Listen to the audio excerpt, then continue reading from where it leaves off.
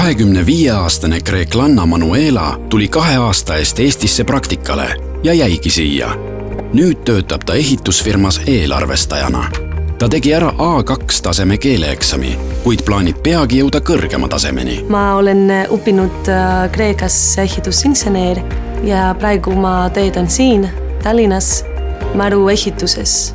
Ja Maru ehitus on Eesti ehitusfirma, siis minu tee on ainult eesti keeles.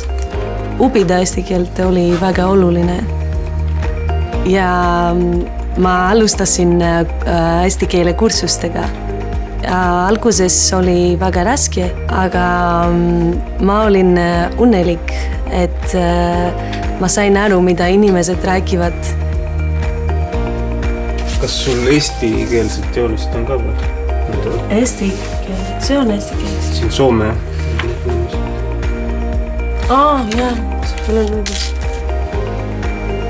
A2 taseme eksam oli aga tahtis minule, sest ma tahtsin end proovile panna ja olla enesekindla minu tees. Ma arvan, et A2 taseme eksam oli üsna lihtne.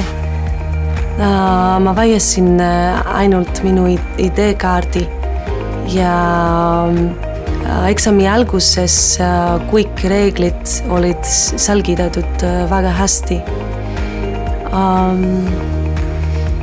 Minule kuulamine osa oli kõige raskem, sest mõned dialoogid olid kiired, liiga kiired minule. Minu lemmik olid räägimine osa, võib-olla sellepärast, et kreeklased räägivad nii palju.